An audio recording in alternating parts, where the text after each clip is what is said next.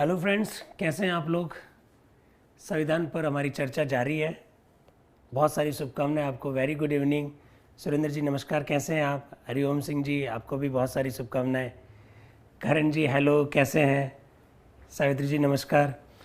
दोस्तों, हम लोग यूट्यूब पर एक बार फिर आपके सामने हाजिर हैं। हमारी सीरीज चल रही है भारत के संविधान के विभिन्न आयामों पर आप लोगों के साथ विचार विमर्श का ये जो सिलसिला हम लोगों ने प्रारंभ किया है वो सिलसिला आज भी जारी है। माफ़ी चाहता हूँ 2 दिन अनुपस्थित रहा। राष्ट्रपति पर हम लोग चर्चा कर रहे थे, राष्ट्रपति की पावर्स पर हमारी चर्चा चल रही थी और राष्ट्रपति की पावर्स के राम राम सभी को, राम राम सभी को नमस्कार।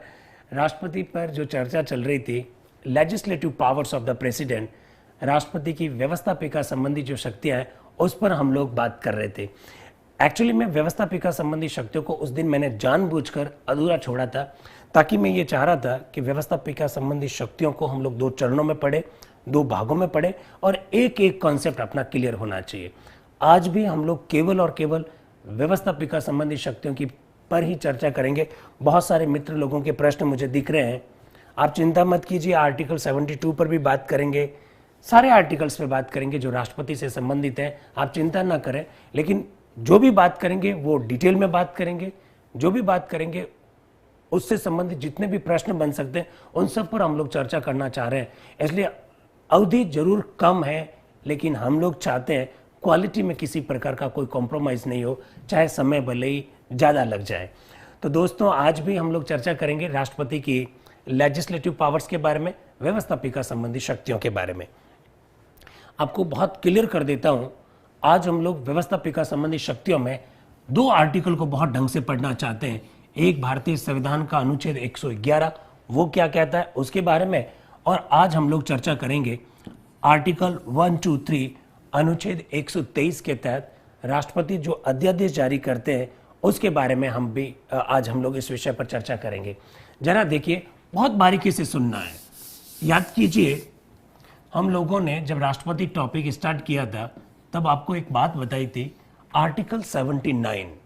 आर्टिकल 79 स्पष्ट शब्दों में यह कहता है कि संसद मतलब राष्ट्रपति, संसद मतलब राज्यसभा और लोकसभा, यानी राष्ट्रपति, राज्यसभा और लोकसभा तीनों मिलकर संसद बनती है, ऐसा आर्टिकल 79 में उल्लेखित है। और दोस्तों, आप लोगों को शायद इस बात का आइडिया होगा, नमस्कार सभी को नमस्कार, आप लोगों को इस बात का आइडिया होगा कि मैंने ये भी बताया था कि राष्ट्रपति संसद का अंग क्यों होता है। आप लोगों को आइडिया होगा, संसद का मुख्य कार्य है कानूनों का निर्माण करना। Formulation of the law is the basic duty of the parliament. इस बात को आप हमेशा ध्यान रखिए, कानूनों का निर्माण करना संसद का मुख्य कार्य है। और कोई भी कानून बनने से पहले जिस अवस्था में होता है उसे हम लोग बिल यानी विधेयक कहते हैं, और राष्ट्रपति जब इन बिल पर हस्ताक्षर करता है तभी वो कानून बनता है। इस वजह से राष्ट्रपति संसद का अंग होता है। इस बात को आप पहले तो ध्यान रखें। इस बात को ध्यान में रखते हुए ही आज हम लोग बात करेंगे कि राष्ट्रपति के पास जब भी कोई विधेयक आता है, राष्ट्रपति इस संदर्भ में क्या क्या कार्य कर सकता है और ऑर्डिनेंस के संदर्भ में राष्ट्रपति को किस प्रकार की पावर्स है। जरा देखें, ये संसद है, संसद का काम है बिलों को पारित करना, विधेयक को पारित करना। संसद के द्वारा पारित विधेयक जब राष्ट्रपति के पास जाता है स्वीकृति के लिए, तो ऐसी स्थिति में राष्ट्रपति क्या कर सकते हैं, बहुत बारीकी से देखना है। और कॉन्स्टिट्यूशन क्या कहता है उस पर भी मैं चर्चा करना चाह रहा हूं, बहुत ध्यान से सुनिए। संसद ने किसी बिल को पारित करके राष्ट्रपति के पास भेजा, ऐसी स्थिति में राष्ट्रपति उस विधेयक पर 3 कार्य कर सकता है। उस विधेयक के संदर्भ में 3 निर्णय लेने की पोजीशन में है राष्ट्रपति। जरा देखें, टॉपिक का किसी प्रकार का कोई कंफ्यूजन नहीं है। हम राष्ट्रपति की व्यवस्थापिका संबंधी शक्तियां कर रहे हैं। लास्ट क्लासेस में व्यवस्थापिका संबंधी शक्तियों का एक पार्ट पूरा हुआ, आज हम लोग पार्ट 2 कर रहे हैं। जरा देखना, जब भी कोई बिल राष्ट्रपति के पास स्वीकृति के लिए आता है तो ऐसी स्थिति में राष्ट्रपति अगर उसके ऊपर हस्ताक्षर कर देते हैं तो वो बन जाता है कानून। राष्ट्रपति के हस्ताक्षर के बाद में कोई भी विधेयक कानून बन सकता है। एक, राष्ट्रपति के पास कोई विधेयक आया और राष्ट्रपति उस विधेयक पर हस्ताक्षर करने से इनकार कर सकता है। यस, राष्ट्रपति एक बार विधेयक को पुनर्विचार के लिए भेज सकते हैं। ये भी राष्ट्रपति को अधिकार है, और कहाँ अधिकार है उस पर अभी चर्चा करेंगे। राष्ट्रपति के पास कोई बिल आया, राष्ट्रपति ने उसके ऊपर साइन किए, वो कानून बन गया। राष्ट्रपति के पास बिल आया और राष्ट्रपति ने उसके ऊपर साइन करने से मना करते हुए एक बार पुनर्विचार के लिए यानी रिकंसिडरेशन के लिए संसद के पास भेज सकता है। राष्ट्रपति को इस बात का अधिकार है। राष्ट्रपति के पास बिल आया और राष्ट्रपति ने ना तो उस बिल पर साइन करने से इनकार किए और ना ही उस बिल पर साइन किए, ना हाँ बोला ना बोला। राष्ट्रपति के पास वो बिल पड़ा रहा। इसे हम लोग कहते हैं कि राष्ट्रपति ने उस बिल के ऊपर वीटो कर दिया, वीटो, उस बिल पर वीटो कर दिया। और राष्ट्रपति के द्वारा ना हाँ करना ना करना, इसी को कहा जाता है पॉकेट वीटो। दोस्तों, ये सारी बातें मुझे मालूम है, आप लोग बहुत अच्छे लोग हैं, पॉलिटी को बहुत सारे अच्छे ढंग से जानते होंगे। ये सारी बातें कहाँ लिखी हुई है? क्या कॉन्स्टिट्यूशन में लिखा हुआ है? जब भी कोई बिल राष्ट्रपति के पास स्वीकृति के लिए आता है तो सबसे पहली बात जहां से बहुत बढ़िया प्रश्न बन सकता है, जब भी कोई बिल राष्ट्रपति के पास स्वीकृति के लिए आता है तो आपको बात ध्यान रखनी है, राष्ट्रपति के लिए कोई अवधि निर्धारित नहीं है कि राष्ट्रपति किसी बिल को कितनी अवधि में स्वीकृति देगा। राष्ट्रपति के लिए जब कोई अवधि निर्धारित नहीं है, तब ऐसी स्थिति में राष्ट्रपति इस बात का फायदा उठा सकता है। ना राष्ट्रपति किसी बिल को स्वीकृति देते हैं, ना स्वीकृति देने से इनकार करते हैं। इसी को हम लोग कहते हैं राष्ट्रपति ने वीटो का प्रयोग कर लिया। भारतीय संविधान का अनुच्छेद 111 इस बात का उल्लेख करता है कि संसद के द्वारा पारित कोई भी विधेयक जब राष्ट्रपति के पास स्वीकृति के लिए जाएगा, राष्ट्रपति उस बिल पर क्या कर सकता है। सुभाष जी चिंता ना करें, वीटो क्या है अभी आपको समझा रहे हैं, ऑब्वियसली समझा रहे हैं, बहुत ढंग से पढ़ाएंगे इस बात को लेकर, क्योंकि आज हम लोग एक्चुअली में राष्ट्रपति का केवल लेजिस्लेटिव पावर ही पढ़ना चाह रहे हैं। अनुच्छेद 111 राष्ट्रपति द्वारा किसी भी विधेयक को स्वीकृति दिए जाने का उल्लेख करता है, अनुच्छेद 111। और आपको मालूम पड़ेगा अनुच्छेद 111 में राष्ट्रपति के लिए कोई अवधि निर्धारित नहीं है। अवधि का निर्धारण नहीं होने के कारण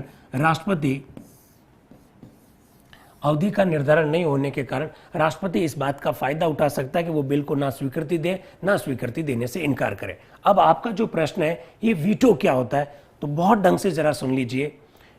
वीटो का मतलब है निषेधाधिकार, एक। दूसरी बात, वीटो जैसे किसी शब्द का उल्लेख भारत के संविधान में उल्लेख नहीं है, इस बात को ध्यान रखना।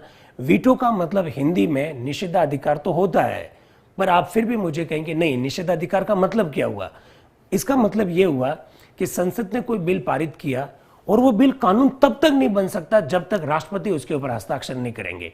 आपको जानकर बड़ा ताज्जुब होगा, हमारी संसद के 790 लोग, 545 लोग लोकसभा के, 245 लोग राज्यसभा के, ये 790 लोग सर्वसम्मति से यदि किसी बिल को पारित करके भेजते हैं और राष्ट्रपति उसके ऊपर तब भी हस्ताक्षर नहीं करता है, तो इस पोजीशन को कहा जाता है वीटो। वीटो का मतलब वो स्थिति, वीटो का मतलब वो पोजीशन, यानी जब तक आप स्वीकृति नहीं देंगे तब तक वो लागू नहीं होगी, वो बात होगी नहीं, तो उसे हम लोग कह सकते हैं वीटो। भारत के संविधान के किसी भी अनुच्छेद में वीटो जैसे शब्द का उल्लेख नहीं है, लेकिन याद रखिएगा अनुच्छेद 111 में राष्ट्रपति के लिए किसी भी प्रकार की कोई अवधि उल्लेखित नहीं होने के कारण राष्ट्रपति वीटो का उपयोग करने की पोजीशन में आ जाता है। लेकिन याद रखना, वहां पर वीटो शब्द लिखा हुआ नहीं है। दुनिया में जितने भी प्रकार का वीटो है, उन वीटो को हम लोग 4 भागों में बांट सकते हैं, ये प्रश्न है। बाकी राष्ट्रपति द्वारा स्वीकृति दी जाती है, ज्ञानी जेल सिंह जैसा आप लिख रहे हैं, वो साधारण सी बातें हैं। वीटो क्या होता है इसके बारे में थोड़ी बात की। दुनिया भर में जितना भी जो वीटो है, उस वीटो को हम लोग 4 भागों में बांट सकते हैं, और मैं ये चाह रहा हूं इसको हम लोग बहुत धीरे धीरे समझे। जरा देखिए, दुनिया भर में जो वीटो है उसे हम लोग किस तरह से 4 भागों में बांटते हैं। पहला जो वीटो है उसे कहा जाता है क्वालिफाइड वीटो, उसे कहा जाता है क्वालिफाइड वीटो। अब आप मुझे पूछोगे इसका हिंदी में शब्द क्या है, तो मैं ये चाहूंगा कि आप लोग अगर क्वालिफाइड शब्द याद रखेंगे तो ज्यादा सही रहेगा। क्वालिफाइड वीटो को हिंदी में कहा जाता है विशेषित निषेधाधिकार। हालांकि सही शब्द तो क्वालिफाइड ही याद रखें तो मेरे हिसाब से ये ठीक रहेगा। फिर भी जब एक शब्द आ गया है विशेषित, तो इसको भी आप याद रख सकते हैं। क्या होता है क्वालिफाइड वीटो, बहुत बारीकी से आप इसको सुन लीजिएगा। जैसे उदाहरण के तौर पर संसद ने एक बिल पारित करके राष्ट्रपति के पास भेजा, राष्ट्रपति जी के पास एक बिल भेजा और राष्ट्रपति ने उस बिल को साइन करने से इनकार कर दिए।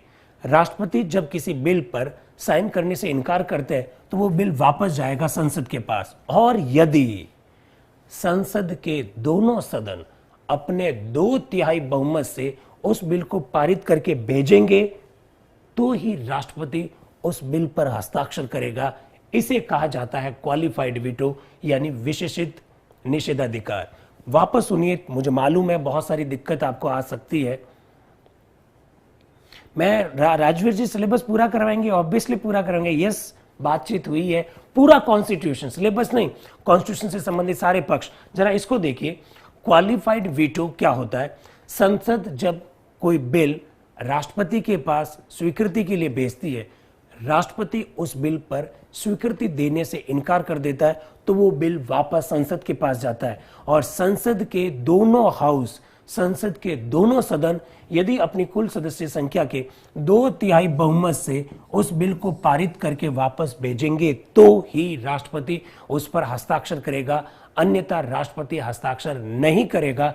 इसे कहा जाता है क्वालिफाइड वीटो। हिंदी में इसके लिए शब्द है विशेषित निषेधाधिकार।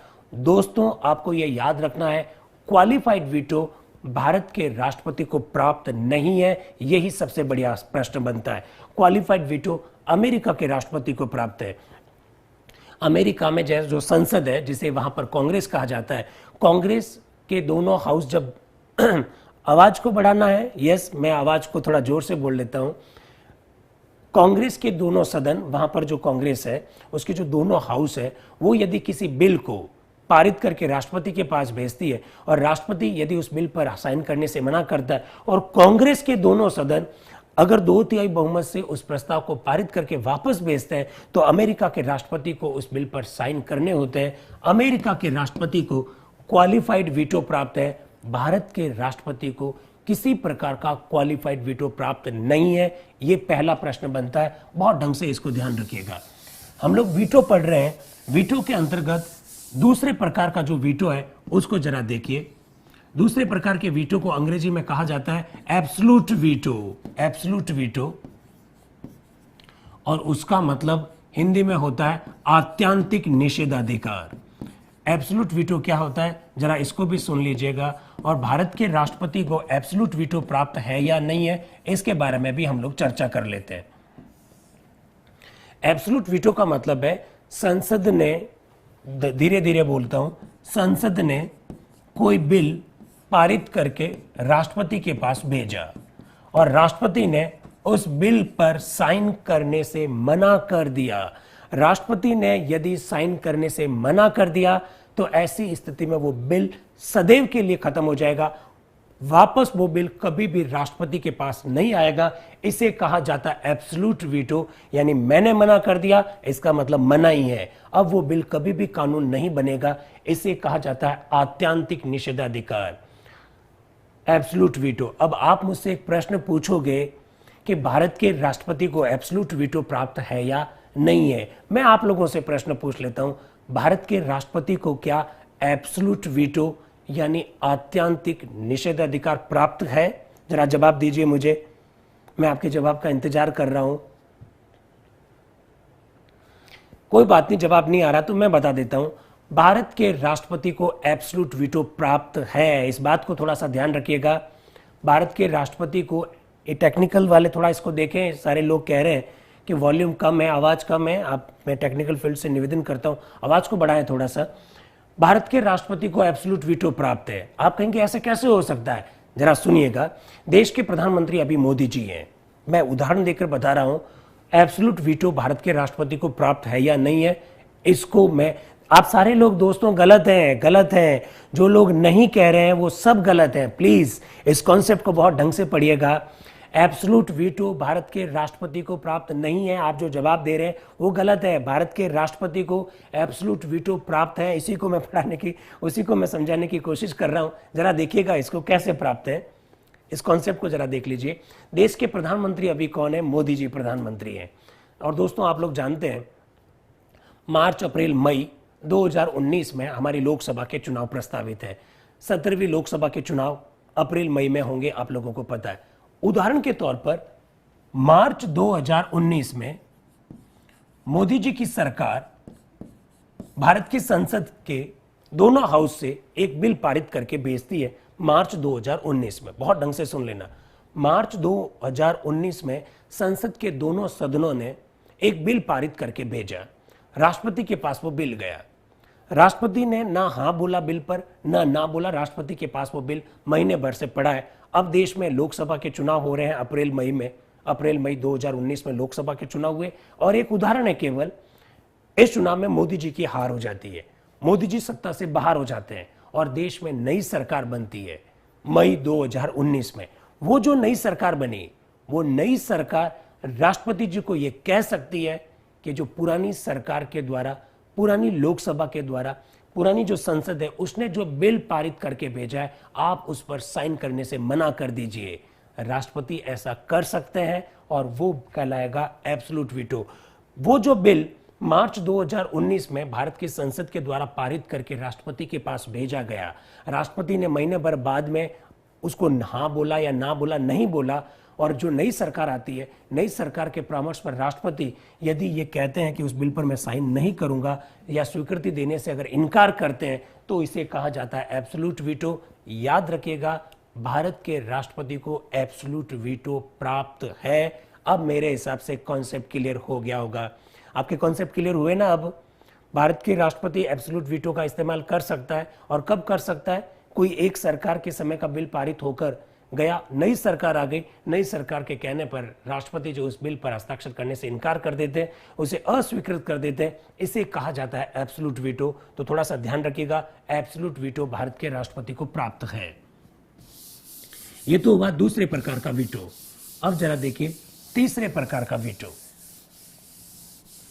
तीसरे प्रकार के वीटो के लिए जो अंग्रेजी का शब्द है that is suspensive.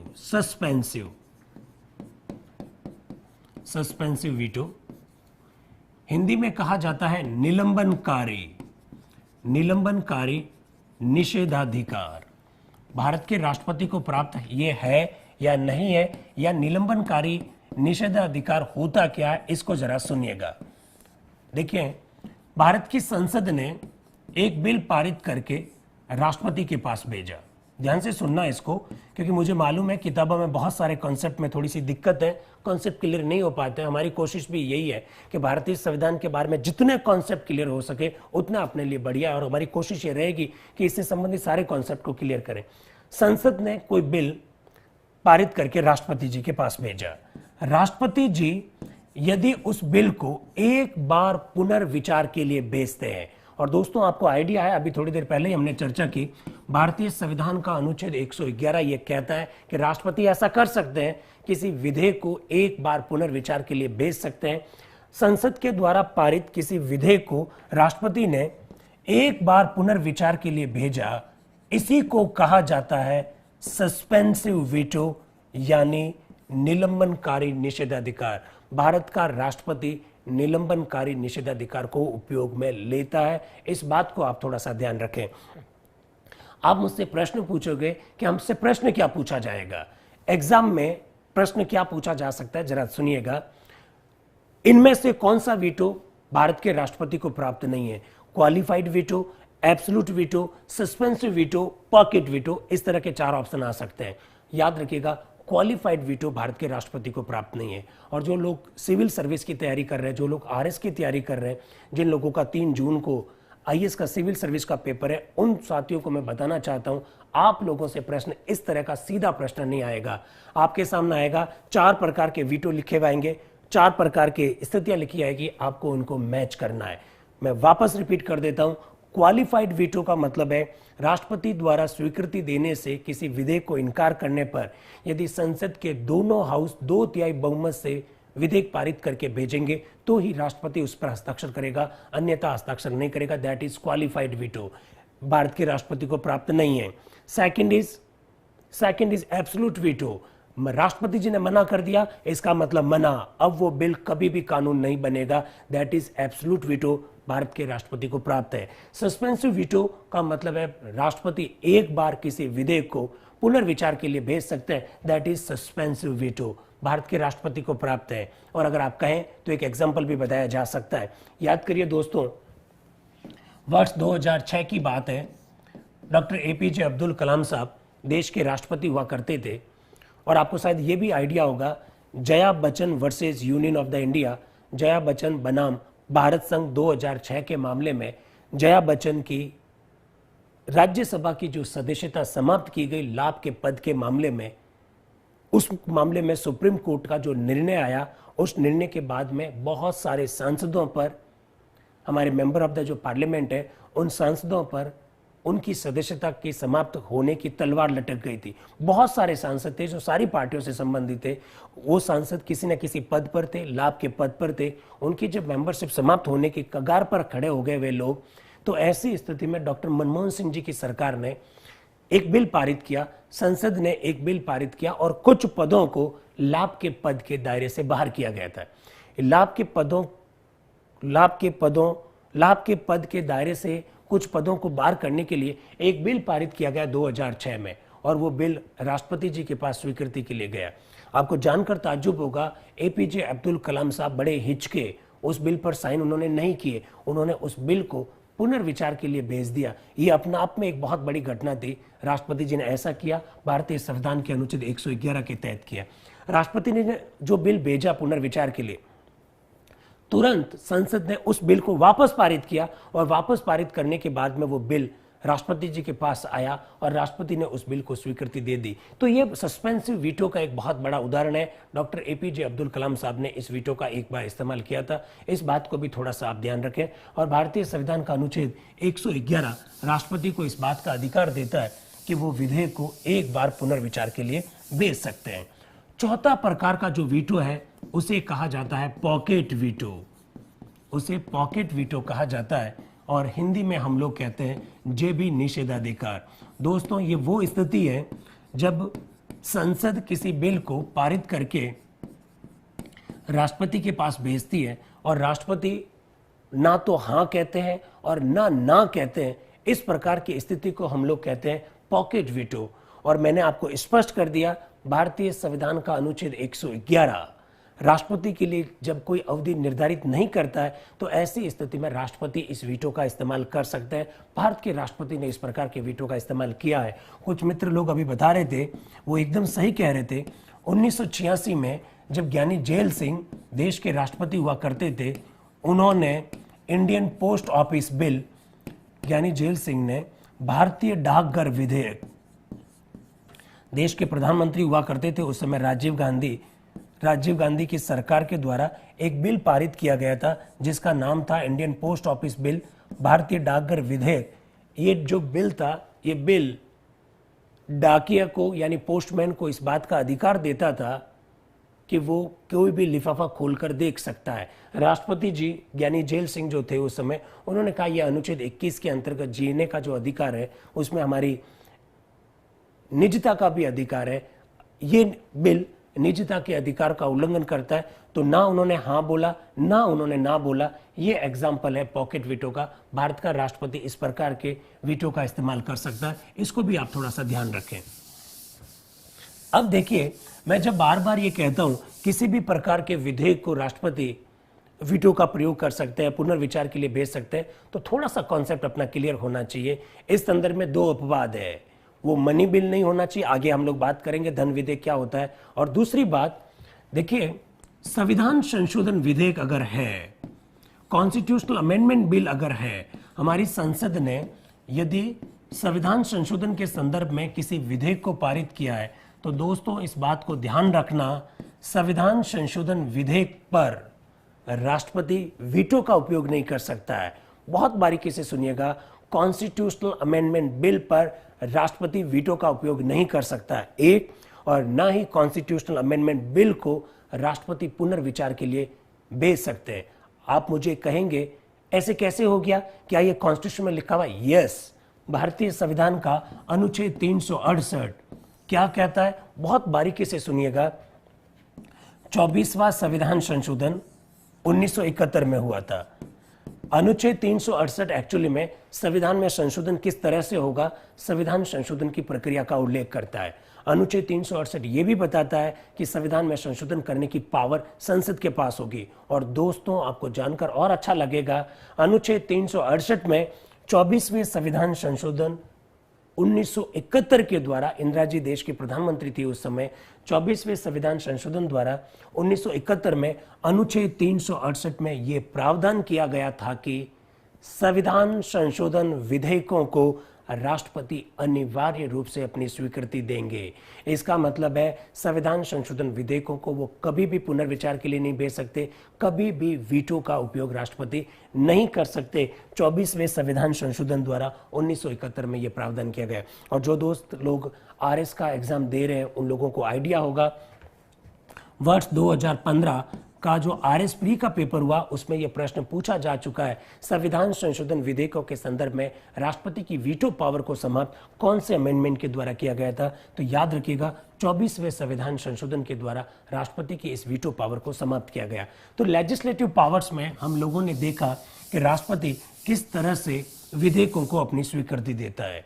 Legislative powers में जहां तक मेरा ख्याल है, एक और बहुत अच्छा सा प्रश्न बनता है, और वो प्रश्न बनता है ऑर्डिनेंस को लेकर। जरा सुनिए, अनुच्छेद 123 आर्टिकल 1, 2, 3 राष्ट्रपति को अध्यादेश जारी करने की पावर देता है, अध्यादेश जारी करने की शक्ति देता है। इसको जरा सुनना। अनुच्छेद 123 में क्या लिखा हुआ है आप सब लोग जानते हैं, मुझे मालूम है। ऑर्डिनेंस आप लोगों ने बहुत ढंग से देखा होगा। ऑर्डिनेंस जब संसद का सत्र नहीं चल रहा हो, देखिए संसद की जब बैठक चल रही हो तो ऐसी स्थिति में तो हम लोग कानून बना सकते हैं, लेकिन जब संसद की बैठक चल ही नहीं रही हो और तुरंत हमको कानून बनाने की आवश्यकता हो जाए, ऐसी परिस्थितियां पैदा हो गई है कि हमको कानून बनाना है, संसद का सत्र नहीं चल रहा है, तो ऐसी स्थिति में राष्ट्रपति अनुच्छेद 123 के तहत अध्यादेश जारी कर सकता है। अध्यादेश जारी करने की शक्ति राष्ट्रपति को प्राप्त है अनुच्छेद 123 के तहत। प्रश्न क्या बनेगा, आप मुझसे यह प्रश्न पूछ सकते हैं। पहला प्रश्न, अध्यादेश कब जारी किया जाता है? संसद का सत्र नहीं होने पर। लेकिन दोस्तों याद रखना है आपको, अनुच्छेद 123 में ये साफ साफ लिखा हुआ है कि राष्ट्रपति को जब इस प्रकार का समाधान हो जाता है, जब राष्ट्रपति को ये बात अनुभूत हो जाती है कि देश में ऐसी परिस्थितियां विद्यमान है कि हमको तुरंत कानून की आवश्यकता हो और संसद का सत्र नहीं चल रहा है, बहुत ध्यान रखिएगा, राष्ट्रपति को इस बात का एहसास होना बहुत जरूरी है कि देश में ऐसी परिस्थितियां बन गई है कि हमको तुरंत कानून की आवश्यकता है और संसद का सत्र भी नहीं चल रहा है। तो ऐसी स्थिति में अध्यादेश जारी किया जा सकता है अनुच्छेद 123 के तहत। एक तो इसको ध्यान रखना है। दूसरी बात, अनुच्छेद 123 में साफ शब्दों में लिखा हुआ है, अध्यादेश का वही प्रभाव होगा जो संसद के किसी कानून का होता है। ये बहुत महत्वपूर्ण बात लिखी हुई है अनुच्छेद 123 में, अध्यादेश का वही प्रभाव होगा जो संसद के किसी कानून का होता है। और आपको दोस्तों एक बात और याद रखनी है, हम लोगों ने जब फंडामेंटल राइट्स पढ़े थे तब आप लोगों को एक अनुच्छेद बताया था, अनुच्छेद 13(3), भारतीय संविधान का अनुच्छेद 13(3) विधि शब्द को परिभाषित करता है। और आपको यह भी बताया विधि के अंतर्गत अध्यादेश भी आता है। तो मित्रों, आप लोग मुझसे एक प्रश्न पूछोगे कि राष्ट्रपति जो, यस मैं अध्यादेश ही बता रहा हूं मनीष जी, अध्यादेश क्या होता है? मैंने कहा अध्यादेश एक विधि है, अध्यादेश एक कानून है। संसद का जब सत्र नहीं चल रहा होता है तब अध्यादेश जारी किए जाते हैं। राष्ट्रपति को जब इस बात का एहसास हो जाता है कि देश में ऐसी परिस्थितियां विद्यमान है कि हमको आवश्यक कानून अभी का अभी चाहिए, तो ऐसी स्थिति में अध्यादेश जारी किया जाएगा।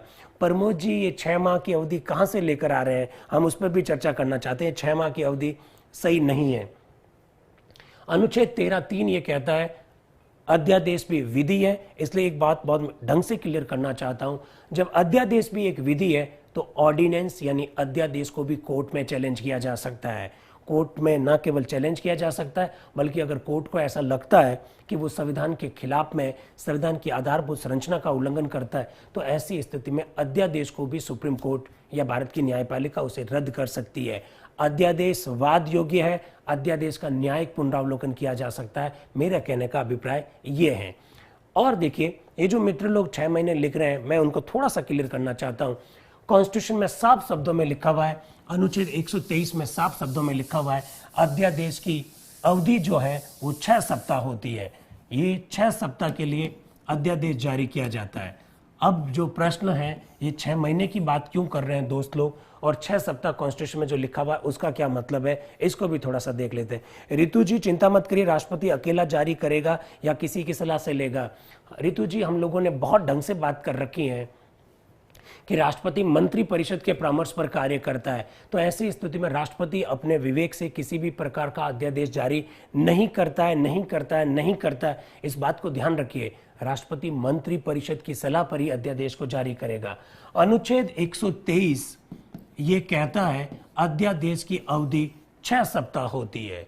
ये 6 सप्ताह की अवधि कैसे होगी, क्या होगी, जरा देखिएगा। हमारी संसद का बजट सत्र उदाहरण के तौर पर 20 अप्रैल 2018 को समाप्त हुआ, 20 अप्रैल 2018 को, और आज आप लोग जानते हैं 1 जून की डेट है। अगर आज के दिन राष्ट्रपति अध्यादेश जारी करते हैं तो कॉन्स्टिट्यूशन में लिखा हुआ है अध्यादेश की अवधि 6 सप्ताह होगी। प्रश्न ये नहीं है, प्रश्न ये है कि अध्यादेश की ये जो 6 सप्ताह की अवधि है वो अवधि कब से काउंट होगी। तो आपको ध्यान रखना है, 1 जून 2018 को अध्यादेश जारी किया, और उदाहरण के तौर पर जो मानसून सत्र है, अगला जो सत्र होने वाला है उसको हम लोग ग्रीष्मकालीन या मानसून सत्र कह देते हैं, वो समझ लीजिए 16 जुलाई को प्रारंभ हो रहा है। तो ये जो 6 सप्ताह की अवधि है, वो 6 सप्ताह की अवधि जिस दिन से अध्यादेश जारी किया गया उस दिन से काउंट नहीं होगी। अगला सत्र जब से होगा उसकी डेट से 6 सप्ताह की अवधि प्रारंभ होगी। इस बात को ध्यान रखिए। अगला सत्र अगर 16 जुलाई से प्रारंभ हो रहा है तो ऐसी स्थिति में ये 6 सप्ताह की अवधि 16 जुलाई से होगी। इस बात को भी आप थोड़ा सा ध्यान रखें। तो अगला सत्र जो प्रारंभ होता है उस दिन से 6 सप्ताह की अवधि काउंट होती है। और कुछ लोग मित्र लोग ये कह रहे हैं कि 6 महीने और 6 सप्ताह, ठीक है, आप कह सकते हैं। ऐसा इसलिए कह सकते हैं क्योंकि कॉन्स्टिट्यूशन में लिखा हुआ है साफ शब्दों में कि 2 सत्रों के बीच में 6 महीने से अधिक का अंतराल हो नहीं सकता। और समझ लीजिए 20 अप्रैल को हमारे संसद का सत्र खत्म हुआ और हमने 21 अप्रैल को ही एक अध्यादेश जारी कर दिया। तो हम लोग जानते हैं कि 20 अप्रैल को संसद का सत्र खत्म हुआ, तो ये तय है कि मई, जून, जुलाई, अगस्त, सितंबर और अक्टूबर, 19 अक्टूबर से पहले पहले संसद का सत्र वापस बुलाया जाएगा ही जाएगा। तो कॉन्स्टिट्यूशन ये कहता है, अनुच्छेद 123 ये कहता है कि अध्यादेश की अवधि 6 सप्ताह होती है। समझ लीजिए 19 अक्टूबर को ही यह संसद का सत्र बुलाया, तो यहां से 6 सप्ताह की अवधि काउंट होगी। तो ऐसी स्थिति में आप ये भी कह सकते हैं कि अध्यादेश की अधिकतम से अधिकतम अवधि 6 महीने और 6 सप्ताह, ऐसा कहा जा सकता है। तो इसको भी थोड़ा सा ध्यान रखें दोस्तों। जब हम लोग ऑर्डिनेंस पर चर्चा कर रहे हैं तो मैं ये चाह रहा हूं कि आपको ये भी पता होना चाहिए, ऑर्डिनेंस के संदर्भ में, ऑर्डिनेंस प्रभाव में तो उसी दिन से आ जाएगा लेखराज जी जिस दिन से अध्यादेश जारी किया गया। महावीर जी आप कह रहे हैं विश्रांति काल, विश्रांति काल का मतलब है संसद का अधिवेशन नहीं होना। राष्ट्रपति अध्यादेश वापस ले सकता है? यस, अध्यादेश राष्ट्रपति कभी भी वापस ले सकता है। और राष्ट्रपति अगर अध्यादेश वापस नहीं लेता है और उस पर संसद ने किसी प्रकार का कानून भी नहीं बनाया तो 6 सप्ताह जैसे ही कंप्लीट हो गए अपना आप ही अध्यादेश क्या हो जाएगा, समाप्त हो जाएगा। इस बात को भी थोड़ा सा ध्यान रखें। लेकिन मैं एक नई बात करना चाह रहा हूं, उस बात को आप थोड़ा सा ध्यान रखें। देखिए डीसी वधवा, बहुत ढंग से नाम को याद रखें, डीसी वधवा वर्सेस यानी बनाम बिहार राज्य का मामला है। 1987-88 का ये मामला है और ऑर्डिनेंस के संदर्भ में ये अपना आप में एक मील का पत्थर है। बहुत ढंग से इसको याद रखिएगा। इसको आप चाहें तो नोट भी कर सकते हैं। डीसी वधवा बनाम बिहार राज्य। ये डीसी वधवा एक्चुअली में लॉ के प्रोफेसर थे, महाराष्ट्र के रहने वाले हैं। इनके अंडर में एक व्यक्ति पीएचडी कर रहा था, रेवेन्यू पर, राजस्व संबंधी कानूनों पर वो पीएचडी कर रहा था। डीसी वधवा ने अपने रिसर्च के दौरान ये पाया कि बिहार एक ऐसा राज्य है जहां पर बहुत सारे ऑर्डिनेंस जारी किए जाते हैं। बिहार एक ऐसा राज्य है जहां पर 14-15 सालों से ऑर्डिनेंस जारी है। ऑर्डिनेंस जैसे ही खत्म होने वाला होता है उससे एक दिन पहले वापस ऑर्डिनेंस जारी किया जाता है, वापस खत्म होने वाला होता है वापस एक दिन पहले ऑर्डिनेंस वापस जारी कर देते हैं। मालूम पड़ा कि 14-14 साल से कुछ मामलों में अध्यादेश जारी है। डीसी वधवा वर्सेस बिहार राज्य 1988 का मामला है।